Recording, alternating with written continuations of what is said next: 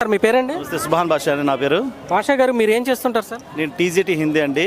Present నేను రాతన హాస్టల్లో పనిచేస్తున్నాను. ఏపీ ట్రైబల్ వెల్ఫేర్ స్కూల్ రాతనలో పనిచేస్తున్నాను అండి. సార్ మరి మీరు ఈ ఉద్యోగం అనేది ఏ డిఎస్సి ద్వారా, ఏ ఇయర్ డిఎస్సి ద్వారా సాధించారు? 2025 అండి డిఎస్సి. ఈ డిఎస్సి కోసం మేము కొన్ని సంవత్సరాల నుండి ఎదురు చూసామండి. అసలు మాకు ఇది 6వ డిఎస్సి, ఇది నా లాస్ట్ డిఎస్సి. చంద్రబాబు గారు అవకాశం ఇవ్వడం వల్ల నా లాస్ట్ డేస్లో ఈ 16,000 చిల్లర పోస్టులో మేము కొట్టుకొని రావడం జరిగింది. ఇన్ని సంవత్సరాలు మేము సాధించిన ఎక్స్పీరియన్స్తో సంపాదించుకున్నాను తప్ప నుంచి ఎవరికి దగా చేయలేదు, ఎవరిని మోసం చేయలేదు, ఏది డబ్బులు పెంచలేదు. మరి వాళ్ళు హారిజంటల్ రిజర్వేషన్స్ ప్రకారం ఆ ఉద్యోగాలు ఇవ్వలేదు, ఇందులో అక్రమాలు జరిగాయి, పోస్టులు అమ్ముకున్నారని చెప్పేసి రకరకాలుగా మాట్లాడుతున్నారు. మరి మీరైతే ఏ విధంగా సాధించారు అసలు? సార్ ఒక్కటే చెప్తున్నాను సార్, వీళ్ళు నోటిఫికేషన్లు ఇయ్యాక రాజకీయాల కోసం యాడ డిఎస్సి అభ్యర్థులు ఓటు వేరు అని చెప్పేసి దీన్ని ఏదో విధంగా జంతర్ మంతర్లో జరిగింది మనం చూసారా, అలా దీన్ని జాదు అంతర్ చేద్దాం అనుకుంటున్నారు తప్పనిస్తే ఏది లేదు. ఇది పక్కా కష్టపడిన వాడికి వచ్చిన ఉద్యోగము, కష్టపడిన వాడు తీసుకున్న ఉద్యోగము, వాడి ఫలితమే, కష్ట ఫలితమే. డే అండ్ నైట్ ఎంత కష్టపడ్డారో వాళ్ళకి తెలిసి కూడా ప్రతి అభ్యర్థికి తెలుసు.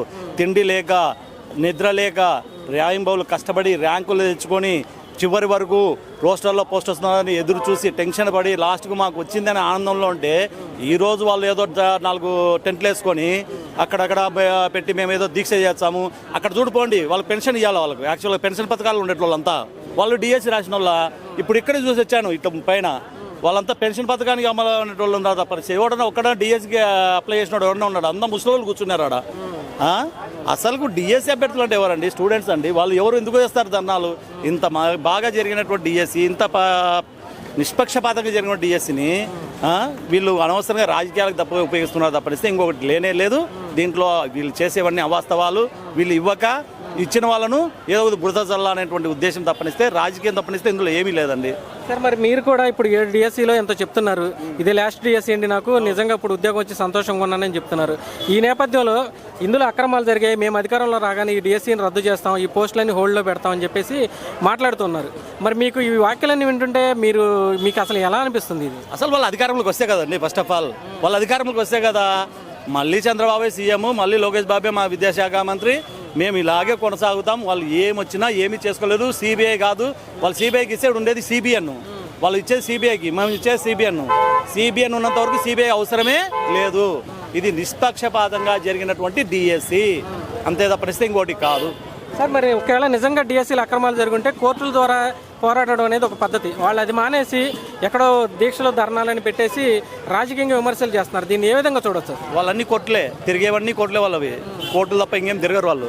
అక్కడ కూడా నిన్న హైకోర్టు, సుప్రీంకోర్టు అన్ని అక్షింతలు వేసి పంపించాయి.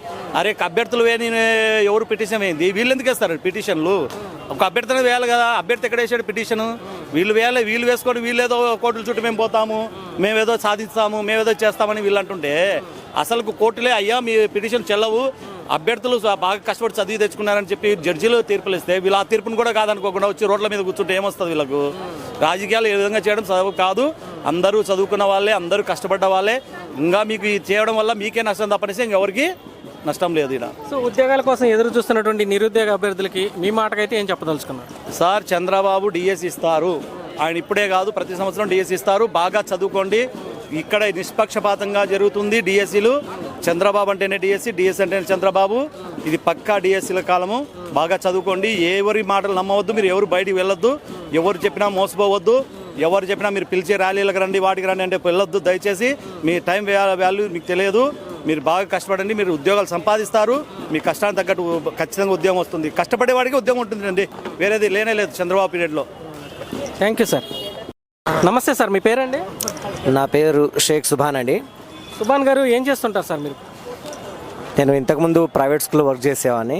ప్రస్తుతం 2025 మెగా డిఎస్సిలో school assistant Hindi Kurnool district 44 ర్యాంక్లో సెలెక్ట్ అయ్యి దేవనకొండ మండలంలో వర్క్ చేస్తూ ఉన్నాను సార్. సార్ మరి 2025 డిఎస్సి అనేది అందులో సాధించిన ఉద్యోగాలు సాధించానని చెప్తూ ఉన్నారు మీరు. మరి 2000 డిఎస్సి అనేదే ఒక దగా డిఎస్సి అని, ఇందులో అక్రమాలు జరిగాయని, డబ్బులు పెట్టి ఉద్యోగాలు కొనుక్కున్నారని చెప్పి రకరకాలుగా ఆరోపణలు అయితే వైసీపీ పార్టీ వాళ్ళు చేస్తున్నారు. మరి మీకు ఈ ఉద్యోగం నిజంగా కష్టపడితే సాధించుకున్నారా, లేదంటే వాళ్ళు చెప్పినట్టుగా అక్రమాల మార్గం ద్వారా మీరు ఉద్యోగం సాధించారు? నేనే కాదండి, ఈ డిఎస్సి రాసిన ప్రతి అభ్యర్థి కూడా సంవత్సరాల తరబడి కష్టపడి చదివిన వాళ్ళే తప్ప ఎవరు కూడాను ఎటు డబ్బులు పెట్టి కొన్నదేం లేదు. డబ్బులు ఖర్చు పెట్టుకున్నారు, కోచింగ్ల కోసం ఖర్చు పెట్టుకున్నారు, తర్వాత హాస్టల్లో ఉండడానికి ఖర్చు పెట్టుకున్నారు. కొద్దిమంది పొలాలు అప్పు తాకట్టు పెట్టి మరి డిఎస్సికి ప్రిపేర్ అయ్యారే తప్ప ఎట్టి పరిస్థితుల్లోనూ ఎవరు కూడాను ఈ పోస్టులను కొన్నది లేదు, ఎవరు అమ్మింది కూడా లేదు. సార్ ఇప్పుడు హారిజెంటల్ వర్టికల్ రోస్టర్ అంటే ఈ విధానం ద్వారా ఈ పోస్టులు ఫిల్ అవ్వలేదు, అమ్ముకున్నారని చెప్పేసి ఆ ప్రధానమైన ఆరోపణ చేస్తున్నారు. మరి ఆ విధానాల్లో మరి ఏ కోటాలు అయితే ఉన్నాయో అంటే ఓపెన్ కేటగిరీ కావచ్చు, ఫిజికల్ హ్యాండిక్యాప్డ్ కోటా కావచ్చు, లేదంటే ఎక్స్ ఆర్మీ మ్యాన్ వాళ్ళకి అక్కడ రావాల్సిన పోస్టులు వాళ్ళకే అందాయా సార్, లేదంటే వీటిలో ఏమైనా అవకతవకలు ఉన్నాయి? లేదండి, ఎవరికి ఏమందాలో అదే అందింది. ఇప్పుడు ఒకటేసారిగా హారిజంటల్ అండ్ వర్టికల్ 2 రిజర్వేషన్లు ఒకటేసారిగా ఇంప్లిమెంట్ చేయడం వల్ల కొంత కన్ఫ్యూజ్ అయ్యారే తప్ప ఇందులో ఎటువంటి అవకతవకలు జరగలేదండి. ఎందుకంటే మా కళ్ళ ముందే ఎంతోమంది ఎవరికైతే స్పోర్ట్స్ కోటా కానివ్వండి, ఎక్స్ ఆర్మీ కానివ్వండి, అందరికీ కూడా ఓహెచ్ కానీ పిహెచ్ కానీ ఎవరికి ఏం దక్కాలనో వాళ్ళకే దక్కాయి తప్ప వేరే వాళ్ళకి సర్టిఫికేట్స్ లేని వాళ్ళకో లేదంటే ఇన్ఎలిజిబుల్ క్యాండిడేట్స్కి ఎవరికీ దక్కలేదండి. అందరికి నిజాయితీగా వాళ్ళకే వచ్చాయి.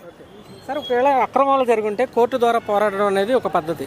మరి వీళ్ళు కోర్టుల ద్వారా కాకుండా బయట ఎక్కడో టెంట్లు వేసేసి ధర్నాలు చేస్తూ అక్రమాలు జరిగిపోయాయని చెప్పేసి ప్రజల్లో అపోహలు సృష్టించేటప్పుడు పనిచేస్తున్నారు. దీని వెనక ఉద్దేశం ఏమై ఉంటుందని మీరు భావిస్తున్నారు?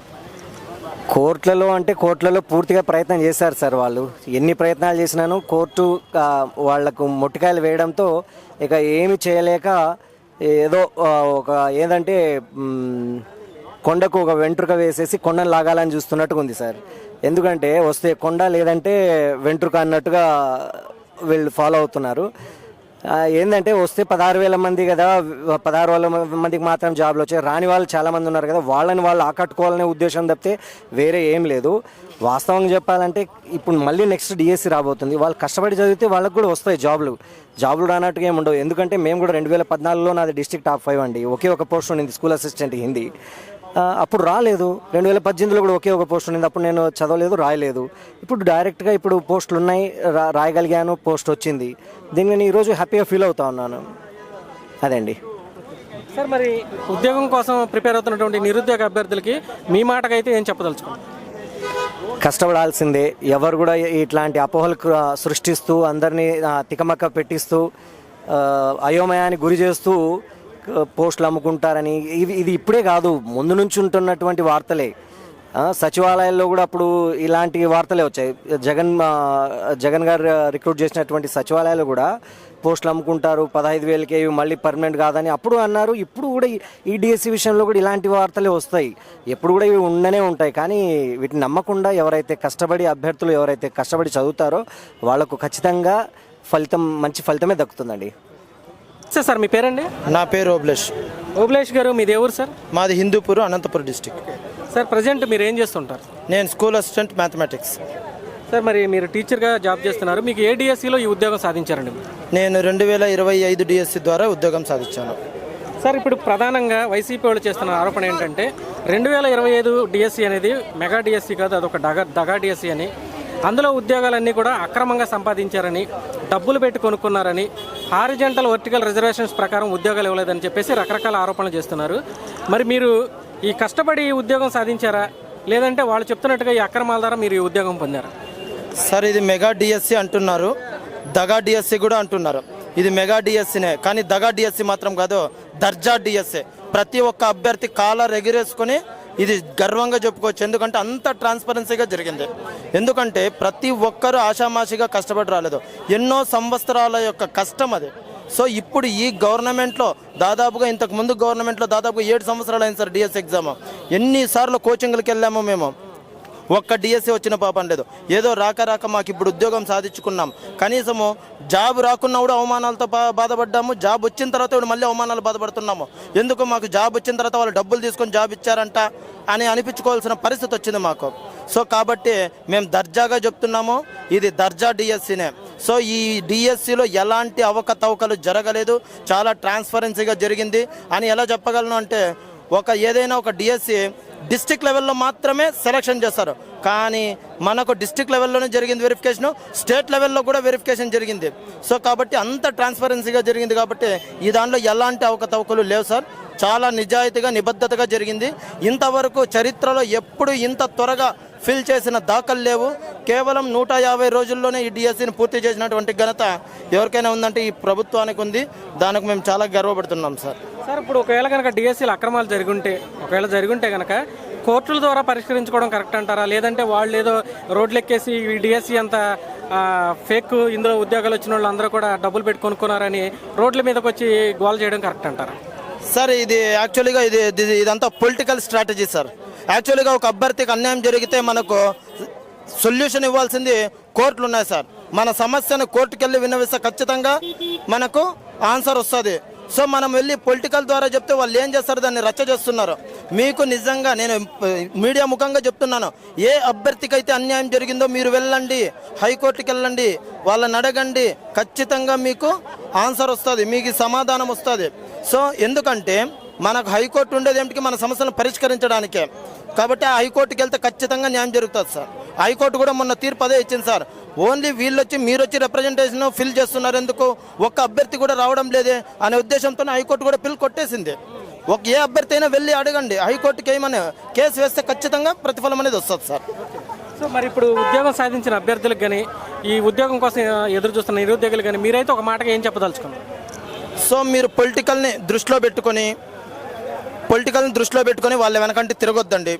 సో ఒకటే చెప్పగలను నేను, ఎందుకంటే మేము కష్టపడి సాధించాము, మేము మీ ముందు ఉన్నటువంటి కష్టార్జితులము. సో కాబట్టి మమ్మల్ని ఆదర్శంగా తీసుకోండి, మీకు కూడా మంచి భవిష్యత్తు వస్తుంది, మీరు కూడా విజయం సాధిస్తారు. సో మీరు ఒకవేళ వాళ్ళు మిమ్మల్ని పొలిటికల్ స్ట్రాటజీతో మిమ్మల్ని యూజ్ చేసుకుంటున్నారు, అవన్నీ అవాస్తవం. మీరు వెళ్ళకండి, మీ టైం వేస్ట్ చేసుకోవద్దండి. జీవితంలో ఎన్నో కష్టాలు వస్తూ ఉంటాయి, వాటిని పక్కన పెట్టి కష్టపడండి, మీ యొక్క గోల్ని మీరు సాధించండి. త్వరలో డిఎస్సి వస్తుంది, దానికి కష్టపడండి.